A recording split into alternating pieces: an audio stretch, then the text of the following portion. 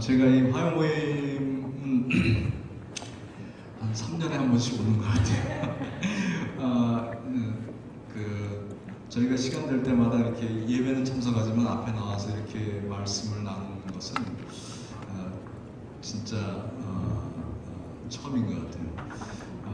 제가 3년에 한 번씩 온다는 것은 이제 저희 제가 하는 사역이 킹스키즈 미니스트리라고 하는데, 킹스키즈 아이들과 전도여행 가기 전에 파송 예배 때 이렇게 와서 같이 저희를 이제 위해서 기도해 주시고 또 저희를 파송해 주시고 할 때 저희가 뵙고, 그때 아마 가장 기쁘게 또 즐겁게 오는 것 같아요. 하나님의 일을 위해서 이렇게 예배하고 또 정말 패셔네이트하게 찬양하는 모습 보면은 저절로 힘이 납니다. 오늘 잠깐 말씀 같이 나누기 전에 기도하겠습니다. 하나님, 저희를 사랑하셔서 이 땅에 저희를 부르시고, 또 하나님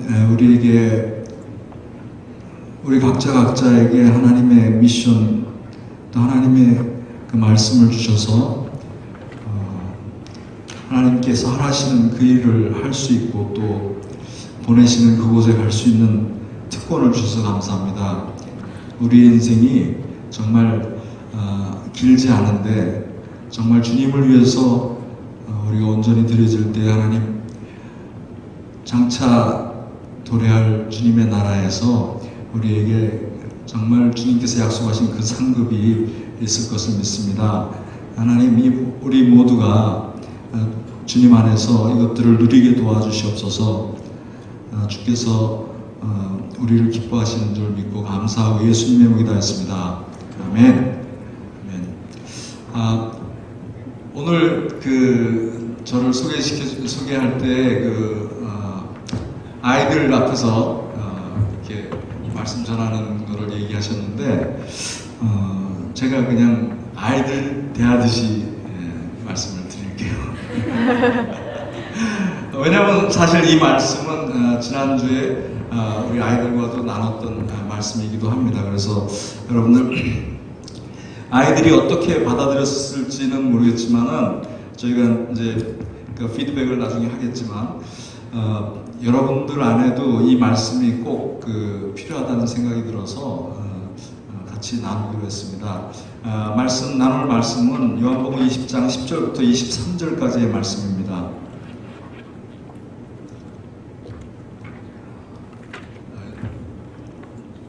스크린은 14절부터 나와 있는 것 같아요.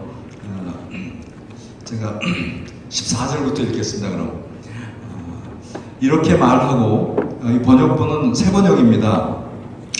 제 목소리로 읽는 것이 좋을 것 같아요. 이렇게 말하고 뒤로 돌아섰을 때 마리아는 예수께서 서 계신 것을 보았지만 그분이 예수신 줄을 알지 못하였다. 예수께서 마리아에게 말씀하셨다. 여인아, 왜 울고 있느냐? 누구를 찾느냐? 마리아는 그가 동산지기인 줄 알고, 여보세요, 당신이 그분을 옮겨갔거든 어디에다 두셨는지 말해 주십시오. 내가 그분을 모시겠습니다 하고 말하였다. 예수께서 마리아야 하고 부르셨다. 마리아가 돌아서서 히브리 말로 라보니 하고 불렀다.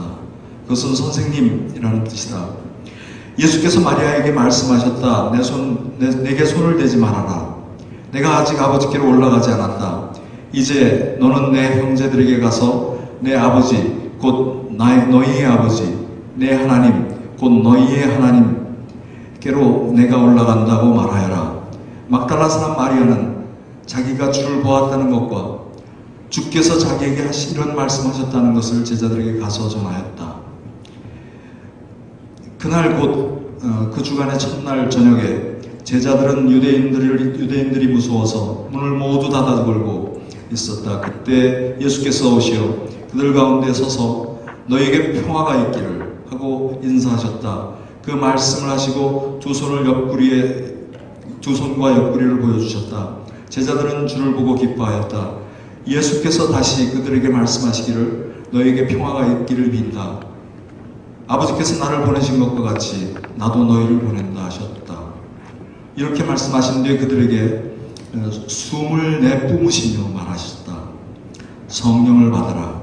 너희가 누구의 죄든지 사해주면 사해질 것이요 사해주지 않으면 그대로 남아있을 것이다. 아멘. 오늘 그 말씀 들어가기 전에 얼마 전에 제가 그 누가복음 보다가 깨달은 것이 있어서 먼저 나누고 들어가려고 합니다. 그것은 이제 아이들에 관련된 것이기 때문에 제 눈에 확 띄었는지 몰라요. 우리 주님은 천국에서 누가 큰 자인가 하고 싸우는 제자들에게 어린아이 하나를 초청하십니다. 누가복음 9장 48절의 말씀인데, 그러시면서 이제 그 제자들에게 이렇게 이야기하십니다. 누구든지 이 아이를 내 이름으로 영접하는 자는 나를 영접하는 것이고, 또 누구든지 나를 영접하는 자는 나를 보내신 자를 영접하는 것이다. 그 너희들 가운데 가장 작은 자가 가장 큰 자이니라. 아이러니하게 예수님은 사실은 죽음을 준비하러 예루살렘에 올라가셨는데, 그 예루살렘에서 제자들은 예수님께서 이렇게 들어오시면서 호산나 다윗 왕의 자손이여 하고서 환영받는 그 모습을 보고서 제자들은 자기의 그 어떤 위치가 예수님의 제자들 중에서 서로 내가 더 큰 자이다, 너가 더 큰 자이다 이렇게 싸우는 모습이 있었습니다. 그때 예수님께서 이렇게 교훈하신 것입니다. 전에는 이 말씀이 그냥 너희 중에 소자를 영접하라 그런 뜻으로 여겨졌었는데, 이 말씀을 가만히 들여다보니까 이 말씀은 그 소자 안에서 예수님을 보고 또 그들을 보내신 아버지 하나님을 보는 것이 중요하다라는 말씀이었습니다. 그래서 그 하나님을 가진 이 작은 소자가 가장 큰 자가 되도록 하는 그런 일을 예수님께서 말씀하고 계시다. 그때 비로소 우리 역시 우리 안에서 가장 큰 그분이 계시게 되는 것이다 라는 깨달음을 갖게 됐습니다. 그럼 누가 그 가장 큰 자입니까? 이렇게 누가 그 가장 큰 자냐고 서로 싸우는 것은 어쩌면 무의미한 일일 수 있습니다. 가장 큰 일을 모시고 있는 그 사람이 가장 큰 자인 것입니다. 그렇기 때문에 우리가 작은 자라는 것에 대해서 우리가 작은 자로 여기는 것이 아니라 그 안에 계신 큰 분을 보는 눈을 가지라는 것이죠. 그래서 가장 큰 자로 영접할 때, 즉 큰 자로 여길 때, 그 작은 일을 큰 자로 여길 줄 알 때 비로소 우리 안에 가장 큰 그분이 계시게 되는 것입니다. 우리는 줄곧 그 아이들을 얘기할 때 우리들을 다음 세대로 말하면서 소외시키기도 합니다. 회중 예배 가운데서도 보면 따로 있죠. 예배를 같이 어른들하고 드리지 않고 찬양이 끝나면은 이동한다든지 아니면 아예 처음 시작부터 따로 나눠서 예배를 드리게 하죠. 그리고 어떤 집회에 가도 아이들이 소외되는 일은 너무 쉽게 일어납니다. 제가 DTS 갔을 때 일어난 일인데, 그 당시에 저는 이제 아이들이 셋 달린 가장이었기 때문에 큰 아이가 6학년, 둘째 아이가 3학년, 막내가 이제 갓 유치원을 졸업하는 나이였어요. 그 아이들이 저희들 가족에게 굉장히 중요했기 때문에 아이들과 같이 할 수 있는 DTS를 열심히 찾았어요. 근데 한국에는 없더라고요. 그 당시만 해도 열방대학이 세워지지 않았었고, 그래서 이제 외국을 찾아봤죠. 근데 아이들 프로그램이 있는 곳은 유일하게 하와이 코나 뿐이었어요. 그래서 코나를 데리고 갔습니다. 데리고 갔지만 어른들은 DTS 과정에 속해서 렉처를 듣고 또 미니스트리 하고 이런 일들이 시간들이 있었는데 그 아이들이 몹시도 걱정됐어요. 근데 첫 주가 지나고 나서 그 아이들을 케어하는 파운데이션 스쿨의 그 교장 선생님이 저희 부모들을 찾아왔어요. 부모들을 다 소집해서 저희들에게 이런 얘기를 했습니다. 여러분, 그 DTS에 오신 여러분들은 하나님이 부르셔서 왔습니다. 그런데 이 아이들 역시 하나님께서 똑같이 부르셔서 이곳까지 오게 된 것입니다. 그 말을 들을 때 우리가 강제해서 아이들을 끌고 와서 아이들을 고생시키는 것처럼 그렇게 생각했었는데 그것이 아니라 바로 그 교장 선생님의 얘기처럼 그 파운데이션 스쿨 안에서 정말 그 아이들을 통해서 그 아이들이 작은 자가 아니라 큰 자로 여기면서 그들을 케어해주고 있다는 사실을 제가 확인할 수 있었습니다. 너무 기뻤어요. 너무 감사해요. 예수님께서도 동일하게 중요한 자와 중요하지 않은 자를 나이로 나누거나 지위로 구별하지 않았어요. 그 모든 이들을 존중하시고, 아니 오히려 가장 낮은 자들에게 마음을 쏟으셨다는 것입니다. 예수님의 행적 가운데 자주 등장하는 지명이 있어요.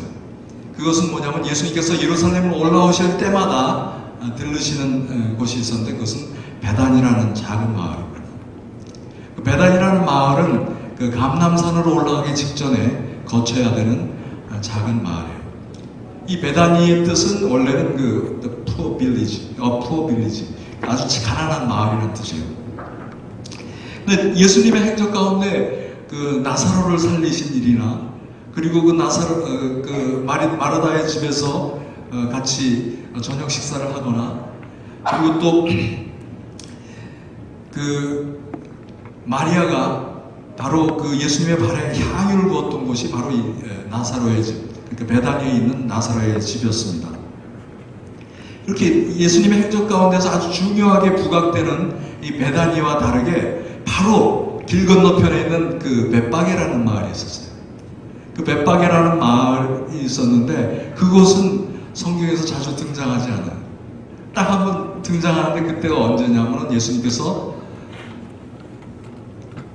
예루살렘에 입성하신 다음에 다시 이제 저녁이 되면 이제 퇴각해서 그 베다니에서 묵으셨는데 베다니에서 올라오시면서 시장하셔서 그 무화과 나무 열매를 찾으셨던 곳이 바로 벳바게였습니다. 그 벳바게라는 뜻도 그 무화과 나무의 마을이라는 뜻입니다. 근데 예수님께서 그 벳바게에 가서 벳바게는 사실은 베다니보다 훨씬 더 잘 사는 사람들이 모여있는 곳이죠. 무화과를 키우고. 그런데 그 벳바게에서 그 예수님께서 하신 말씀이 뭐였냐면 그 잎사귀만 무성한 나무를 저주하는 일을 하셨습니다. 그리고 그 다음날 바로 마른 그 무화과 나무를 보고서 제자들이 놀라죠. 예수님의 시선은 그 낮은 곳에 가 계셨습니다. 그래서 자기가 거하시는 곳조차도 벳바게가 아닌 베다니를 선택하셨고, 그리고 그 베다니에서 예루살렘에 올라오실 때에는 굉장히 짧은 거리, 한 2.5km나 3km밖에 안 되는 그 짧은 거리인데도 불구하고 시장하셔서 그 아침을 베다니에서는 대접을 못 받으신 거예요. 시장하셔서 벳바게를 들리셔서 그 무화과나무, 제철도 아닌데 무화과나무를 뒤져야 하는 그런 상황이 되었던 거죠. 예수님의 눈에는 예수님의 눈은 낮은 자들에게 가 계셨습니다.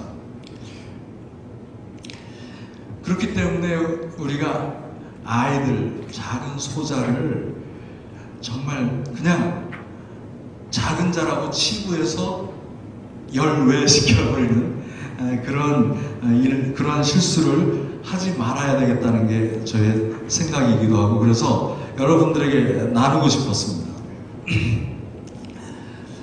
그 작은 아이들, 우리가 다음 세대라고 여기는 그 어린 아이들이 예수님께서 하신 그대로 우리와 함께 지금 하나님의 나라를 세워가는 현재의 세대로 인정하고 존중해주는 일이 우리 가운데 필요합니다.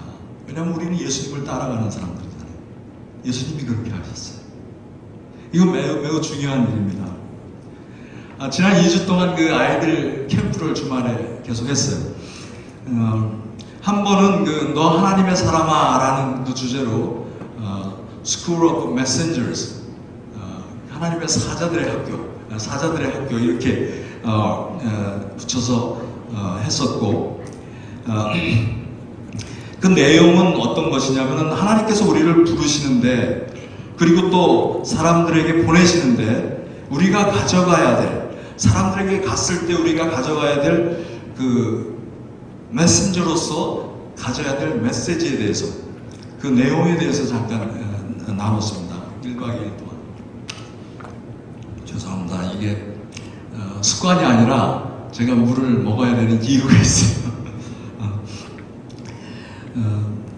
제가 작년 한 해 동안 이제 암 치료를 받느라고 이 방사선과 이제 키모 하면서 저도 모르게 이제 이게 하나의 사이드 이펙트인데 입마름병이 생겼어요. 그래갖고 5분 이상을 이렇게 대화를 못해요. 그래서 물을 항상 갖고 다니고 입에는 껌을 물고 있어요 지금. 그런데도 불구하고 계속 입마름병이 생겨서 죄송합니다. 제가 계속 물을 홀짝홀짝 마시더라도 이해해 주시기 바랍니다. 하나님께서 우리를 부르시고, 우리뿐만 아니라 그 어린아이들을 부르시고 그 아이들을 그 친구들에게, 그 가족들에게 보내시는데 우리가 가져가야 될 복음의 내용이 있다는 것이죠. 그리고 두 번째 캠프에는 어떤 내용을 이야기했냐면 그 리바이벌이라는 주제로, 리드 바이블도 될 수 있고 그 다음에 리바이벌도 될 수 있고, 그런 주제로 그 His Story, 성경 전체를 이 아이들과 또 나눴습니다.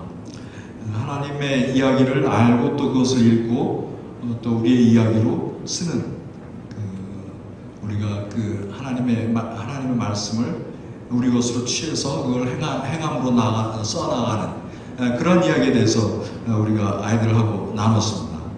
아이들이 그 액티비티하고 뭐 이렇게 말씀 듣고 하는 시간이 있었는데, 그 아이들이 정말 그 간사님 얘기한 것처럼 얼마나 진지하고 사랑스러운지, 선생님들이 오히려 조시고 선생님들은 피곤하시니까 근데 그 모습들이 아직도 생생합니다. 아이들과 함께 하면은 그런 어떤 그 베네핏이 있어요. 그 아이들을 통해서 우리가 소성되는, 살아나는 그런 일이 있습니다. 아이들 얘기를 계속해서 죄송합니다. 이거 말씀 들어가기 전에. 근데 그 하나님께서 그 캠프를 섬긴 그 간사님들이나 선생님들에게 그 격려의 말을 저에게 내려오면서 주셨어요. 그것은 무엇이었냐면은 바로 이 소자의 이야기였어요. 우리가 그 소자를, 또 어린 아이들을 영접할 때는 어떤 대가를 바라고 그들을 영접하거나 대접하지 않습니다. 그리고 또 우리가 상대가 연약할 때 그들을 대접하는 것은 그를 통해서 내가 어떤 대가를 받겠다라고, 대가를 취하겠다라고 섬기는 경우가 극히 드뭅니다. 때문에 하나님께서는 그 섬기는 그분들을 기뻐하신다는 것이죠.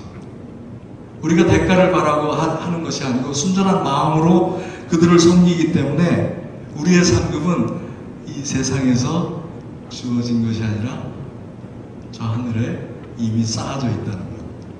그것 격려로 드리고 싶었어요.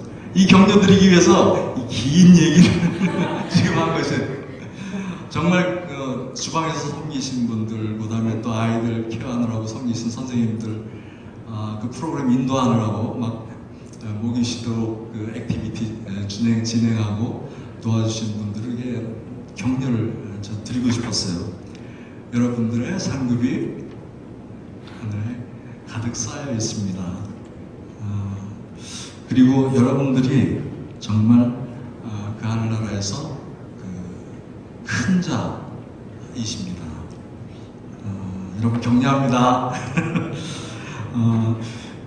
오늘 본문 얘기 들어가서 오늘 주님께서 요한복음 20장을 통해서 특별히 우리가 가진 전통, 어떻게 보면은 받아들이기 쉽지 않은 호칭에 대해서 또 그리고 상하 관계에 대해서 파격적으로 말하시는 부분을 제가 꼬집어서 나누길 원합니다.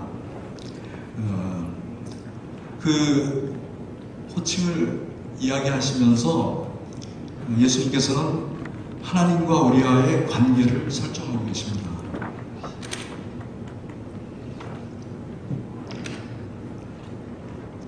부활하신 예수님께서 그 빈 무덤을 찾아가시죠. 근데 처음에는 마리아가 못 알아듣습니다.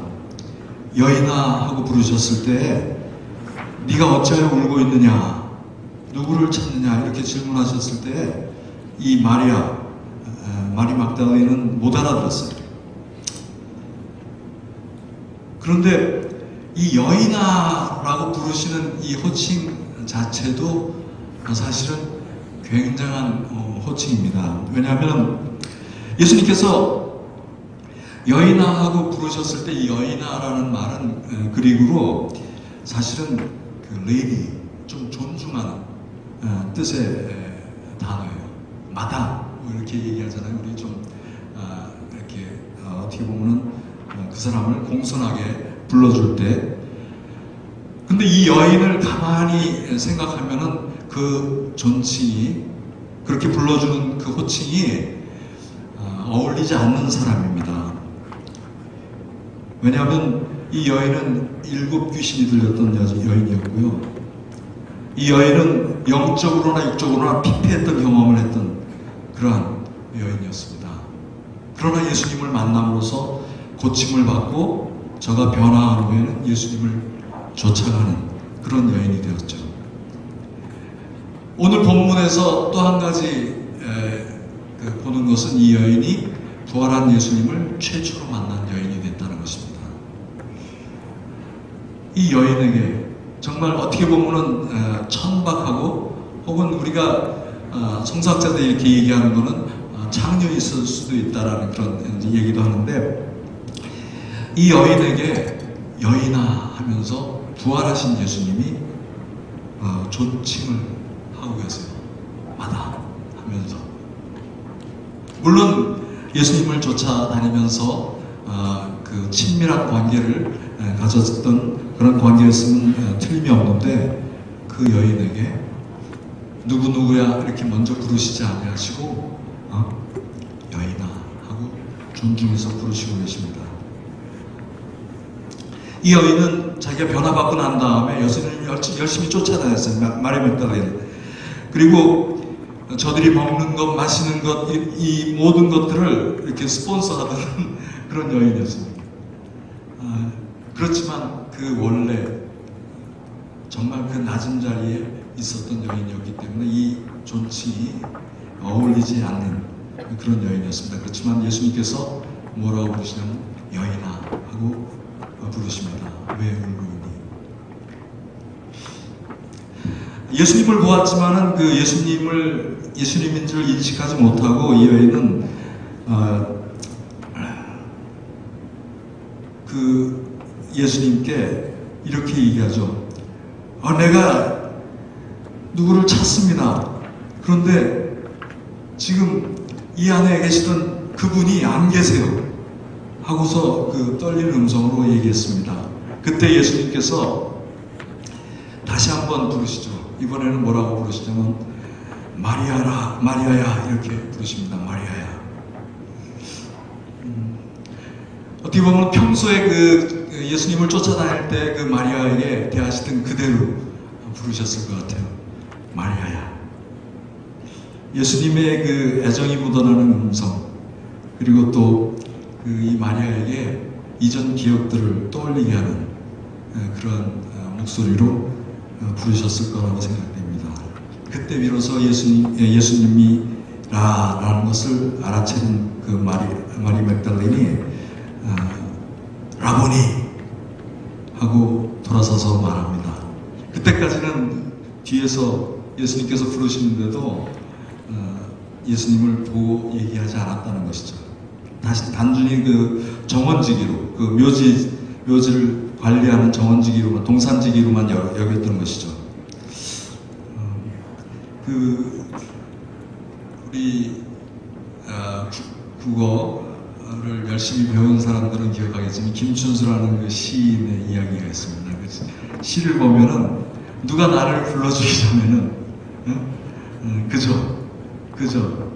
그저 아무것도 아니었지만은 나를 꽃이라고 부르는 그 소리를 듣는 순간 살아난 그런 모양들을 이게 시로 표현한 시가 있습니다. 마찬가지로 마리아야 하고서 예수님께서 그 마리아를 부르실 때에는 그녀의 빛깔과 그 향기에 알맞은 톤으로 예수님께서 이 마리아를 부르시지 않았을까. 그리고 그 마리아가 너무 슬프고 울고 있었기 때문에 그 어떤 버전에는 she was weeping, 아주 완전히 그냥 막 그 엉엉 울고 있는 그런 여인으로 표현하고 있었습니다. 그 예수께서 마리아야 이렇게 부르셨을 때는 이 마리아가 그 예수님을 알아채면서 살아나는 그런 모양을 보게 됩니다.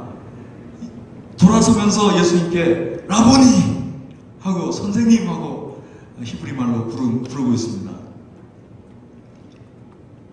단순히 마리아야 라보니 서로 이렇게 불렀을 뿐인데 그 안에 정말 이 성경 본문을 세 번역으로 오늘 이렇게 본문을 소개했는데 그 이유가 있습니다. 정말 그 두 분의 관계 안에, 마리아와 그 예수님과의 관계 안에 뭔가 그동안 그 정말 상실의 슬픔에 있었던 그 마리아가 살아나는 듯한 그런 모습을 우리가 상상할 수 있습니다.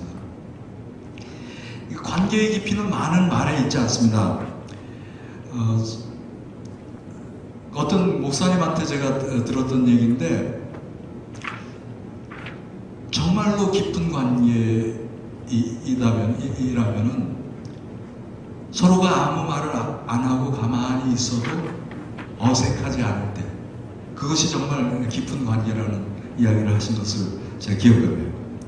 마찬가지로 지금 사실은 단 한마디 마리아야 라보니 서로 한마디씩 주고받았을 뿐인데 마리아는 그 슬픔에서 살아나고 있습니다.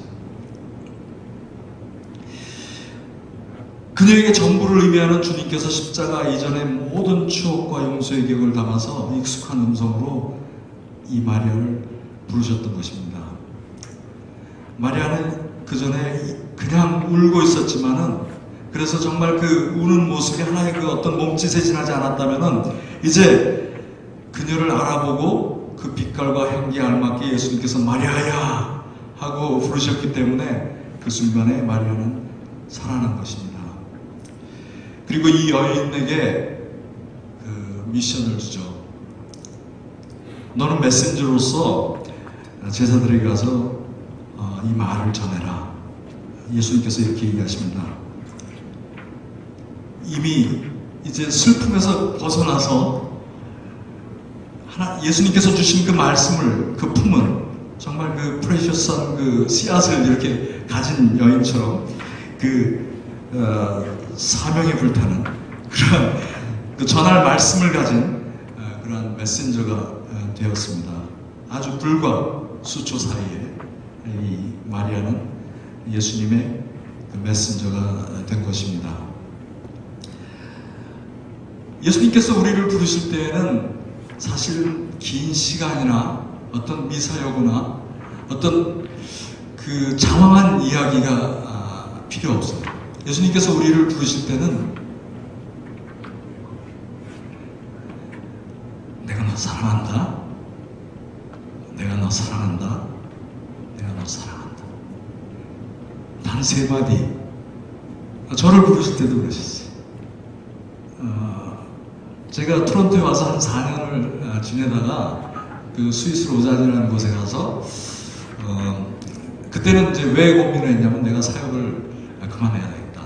뭐 아이들도 엉망이고 많은 사역을 하는 것도 아닌데 먹고 살기도 힘들고 그래서 예수님과 하나님과 단판을 짓기 위해서 스위스에 갔어요. 근데 이제 그때는 뭐 사실은 왕복 비행기 편도 안 되는 예산으로 그 스위스에 날아가서 아이들을 끌고 아이들 프로그램이 그때는 전혀 없었어요. 그 둘째 아이는 그 아트 스페셜티 스쿨을 가기 위해서 오디션을 준비하고 있던 그런 상황이었는데 만약에 우리랑 같이 이동하게 되면 그 오디션도 볼 수 없는 그런 상황이었어요. 그런데 가자 했어요. 내 마음대로 갔어요. 근데 그 내가 갖고 있는 그 질문, 내가 갖고 있는 숙제를 해결하기 위해서 저는 올라갔는데 예수님, 하나님 얘기 전혀 안 하셨어요. 어느 정도로 오래 얘기 안 하셨냐면 나는 계속적으로 하나님 앞에 질문했는데 3개월 동안. 그래서 그 제가 갔던 곳이 상담학교였는데 상담학교가 거의 끝날 무렵에 이제 마지막 주, 한 주가 남았는데 이제 수료식 끝나면은 내려가야 되는데 스위스 그 산속에서 새벽 한 3시쯤인가 그 이상한 소리를 깼어요. 이상한 소리를 깼는데 아무도 없었어요. 저희가 그때는 이제 가난하우스라는 굉장히 큰 정말 방이 9개 되는 집에서 저희 가족만 살았어요. 왜냐하면 난방이 안 되는 상황이었기 때문에 DTS 학생들은 밑에 기숙사에 있었고 그런데 어떤 그 목사님 이야기가 생각나서 새벽에 일찍 깨우는 것은 기도하라는 뜻이다. 그냥 기도하기 시작했어요. 무릎 꿇고 기도하기 시작했어요. 그때 이제 그 한 시간 정도가 흘렀을 때 음성이 들렸어요. 음성이 들렸는데 내가 너 사랑한다.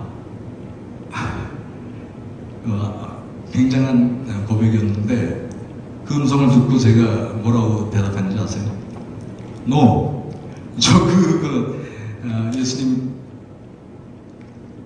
하나님 그 고백 듣기 위해서 온 거 아니에요.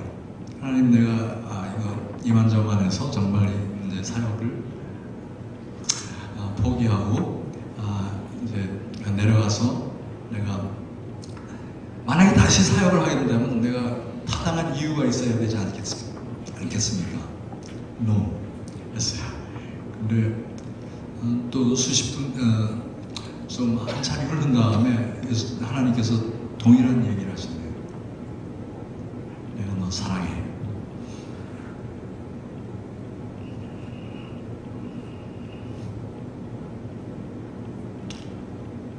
근데도 그때도 예스가 안 되더라고요. No. 아니요.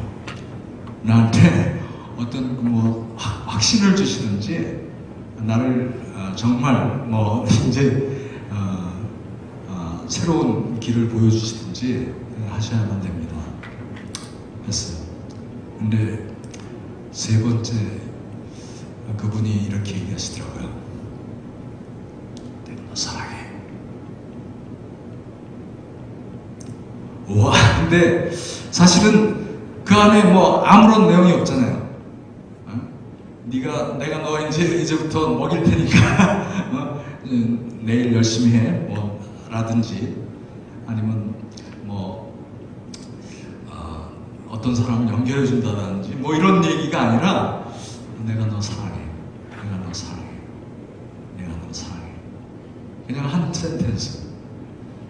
그리고 많은 말이 아니라 똑같은 이야기 하셨는데 제가 무너졌어요. 예수님께서 우리를 부르실 때 많은 말을 하시지 않아요. 그렇지만 정말 적확한 얘기를 하세요. 제가 정말 그 마지막 내가 너 사랑해 하는 그 한마디에 무너졌어. 그리고 그 즉시 그 다음 날이었나? 제가 그 데이브 아브론다를 만났던 것 같아요. 그 스위스에 와 있었기 때문에 마침 제가 그 이제 하고 싶었던, 그리고 또 하나님께서 저를 처음 부르셨을 때 맡기셨던 그 일이었기 때문에 그 데이브 론다를 만나서 앞으로 이제 킹스키즈를 어떻게 해야 될지, 내가 토론토에 가게 되면 어떤 일을 해야 될지, 이렇게 바로 그 일에 대해서 이야기하기 시작했어요. 하나님이 우리를 부르시는 것은 그 많은 말이 필요하지 않아요. 그래서 단지 그냥 마리아야 라든지 그 한마디만 그 한마디면 충분한 거예요. 그런데 그 한마디가 어떤 일을 하냐면 우리 안에 막 그 요동을 일으킵니다. 제가 예레미야서를 보다가 예레미야서에 그런 고백을 하는 예레미야의 모습을 보게 됐어요. 내 마음에 있는 그분의 말씀이 불과 같아서 내 심장이 뜨거워져서 가지고 있는 말씀을 전하지 않고는 견딜 수 없는 그런 사람이 되어버린다. 그 말을 듣는 사람들은 나를 모욕하고 나에게 치욕을 주고 나를 조롱거리로 만들어버리지만은 나는 외치고 부르짖는다. 이런 변화가 우리 안에 정말 일어나는 거예요. 단지 마리아야 한마디를 통해서. 이 마리아가 열심히 뛰어가서 제자들에게 예수님의 메시지를 전합니다. 가면서 열심히 외웠을 거예요. 제자들에게 뛰어가면서 내가 하나님, 너희 하나님, 나의 하나님, 너희 하나님, 내 아버지, 너희들의 아버지에게로 간다. 그 말이었어요. 근데 그 말을 곱씹으면 곱씹을수록 이 마리아가 뛰어가면서 자기가 제자들에게 전달해야 될 이 말이 어떤 것인가를 깨닫게 되었으리라고 저는 생각이 돼요. 그건 뭐냐면은 My Father is your Father. My God is your God. 제자들에게 전해야 될 이 말이 이 마리아에게도 동일한, 정말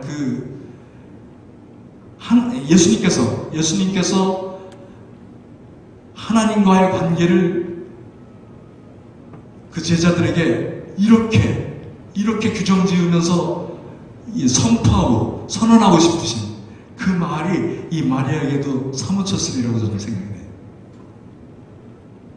My Father is your Father.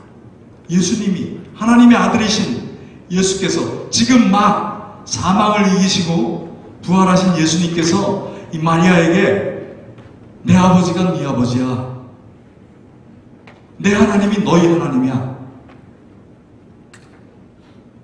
얼마나 위대한 선언이에요.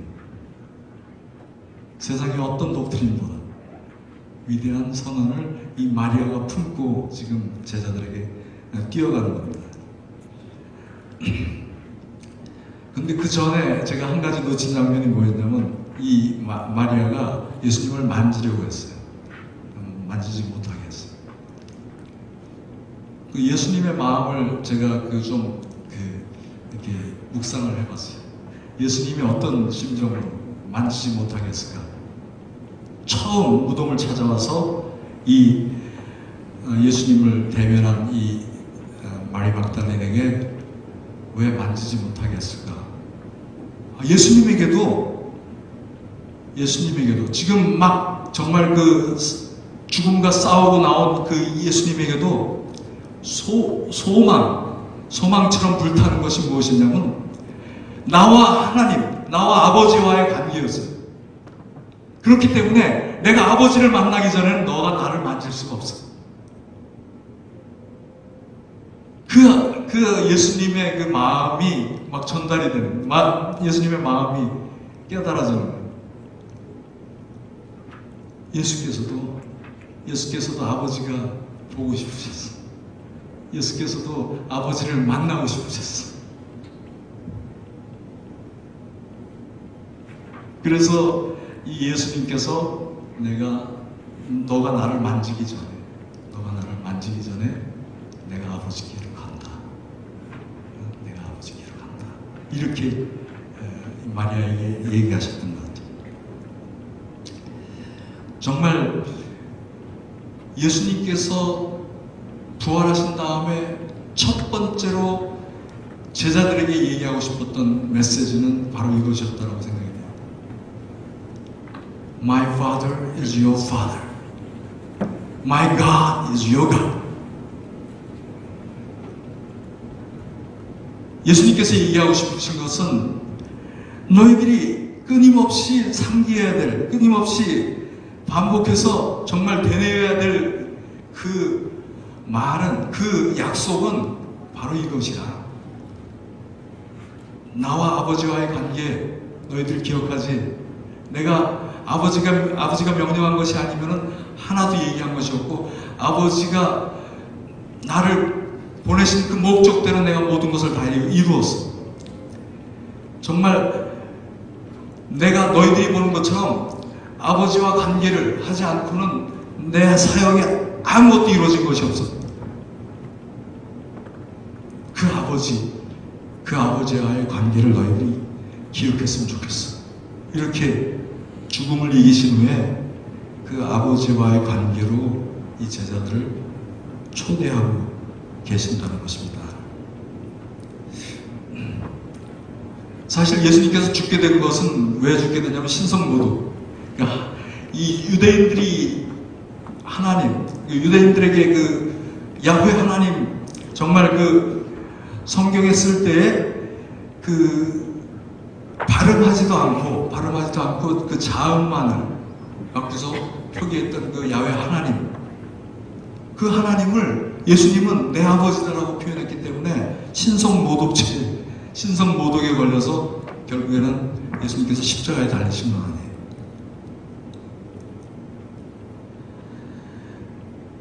하나님의 아들로 당신을 만회했기 때문에 고소당해서 죽임을 당한 것입니다. 예수님께서. 그런데 예수님께서 내 아버지가 네 아버지라고 얘기하실 때에는 그 제자들 역시 그 신성모독에 걸릴 수밖에 없는. 그렇지만 예수님께서 정말로 제자들에게 상기시키고 싶었던 그 메시지가 아니었나 생각이 됩니다. 그래서 예수님께서 그것으로 그친 것이 아니라 정말 아버지를 만나고 다시 그 저녁에 오셔서 제자들을 찾아가십니다. 제자들을 찾아가실 때 그 마리아에게 내 제자들을 내 형제들이라고 표현하시면서 내가 아버지께로 간다라고 전하라고 그랬는데, 그 제자들에게 나타나셔서 다시 한번 이야기하십니다.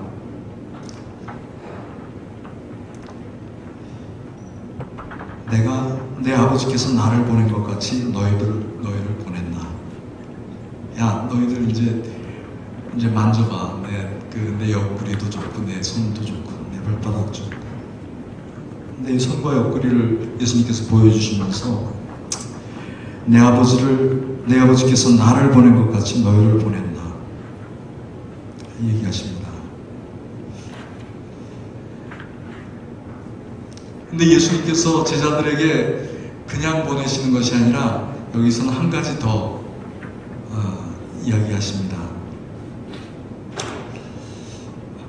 정확하게 두 가지를 더 얘기하십니다. 뭐라고 얘기하시냐면 우리가 읽었던 본문에는 이렇게 돼서 숨을 내뿜으시면서 근데 그 숨은 사실은 주님께서 십자가에 달려 죽으실 때에 다 이루었다 하면서 그 마지막 그 숨가쁘게 하늘을 향해서 마지막 내쉬었던 그 호흡 그대로 제자들에게 숨을 내뿜으시면서 이렇게 얘기하십니다. 성령을 받으라. 예수께서는 제자들을 보내시는데 거저 보내시지 않고 성령과 함께 가라고 얘기하십니다. 이전에 예수님께서 그 70인의 제자들을 파송하실 때나 12제자를 파송하면서 너희는 두 보롯을 가지지 말고 전대를 차지 말고 지팡이 하나 한 보롯을 가지고 가라고 강조하셨어요. 그런데 이번에는 그렇게 얘기 안 하시고 성령을 받으라 얘기하시고 성령의 권위로 옷을 입히십니다. 제자들을 보내시면서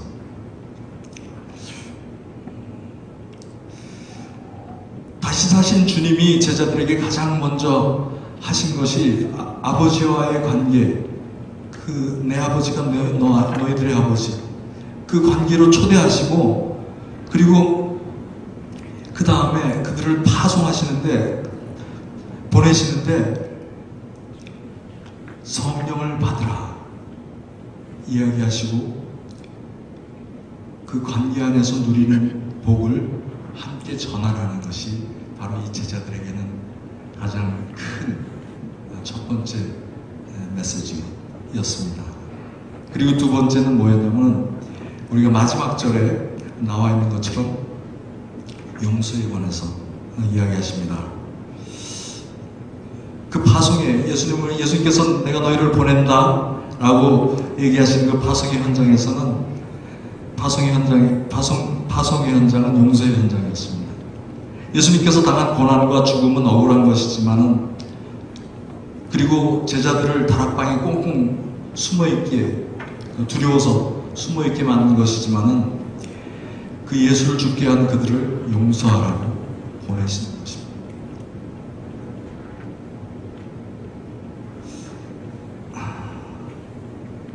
가만히 생각해 보면 예수님께서 십자가에 달려 죽으신 것도 바로 그분의 아버지, 그 하나님 아버지와 우리와의 관계를 회복시키기 위해서 그분이 죽으심으로 우리를 용서하신 것 아닙니까? 마찬가지로 제자들에게 용서의 현장에 갈 것을 또 부탁하신 것이죠. 그러면서 너희가 누구의 죄든지 용서하면 그들의 죄사함을 받게 되며 누구의 죄든지 그대로 두면 그대로 있게 되리라, 이렇게 말씀하십니다. 예수님 참 멋있으시죠. 예수님 참 멋있어요. 예수님만 멋있는 것이 아니라 정말 우리를 마리아야, 아니면 너 사랑해 라고 부르시는 그 하나님도 정말 멋진 분이십니다. 여러분들이 오늘 이곳에 와서 정말 하나님을 만났으면 좋겠어요. 하나님을 만나는데 그냥 만나는 것이 아니라 그 부르시는 그 음성을 듣고 또 파송받는. 오늘 제자들은 용서의 현장으로 파송됐잖아요. 여러분들도 마찬가지예요.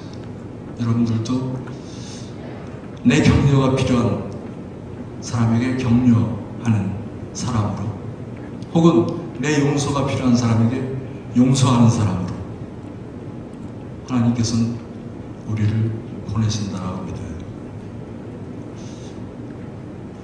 그래서 이 시간에 좀 같이 좀 기도하기를 원하는데, 두 가지를 생각했으면 좋겠어요. 하나님, 나를 마리아야, 혹은 은정아 이렇게 부르셔도 혹은 장녀라 이렇게 부르실지 모르겠지만, 하나님 저를 불러주세요. 그리고 하나님 나를 보내주세요. 그 보내시는 그곳이 내 용서가 필요한 그곳이든 또 내 격려가 필요한 그곳이든 하나님 이 시간 나에게 생각나게 해주세요. 좀 같이 좀 기도했으면 좋겠어요. 같이 기도하실 때 하나님 우리 주위에 생각나는 내가 정말 보내심을 받아야 될 그 자리 하나님 생각나게 해주세요. 하나님 또 내 이름을 불러주세요. 우리 같이 좀 기도하겠습니다.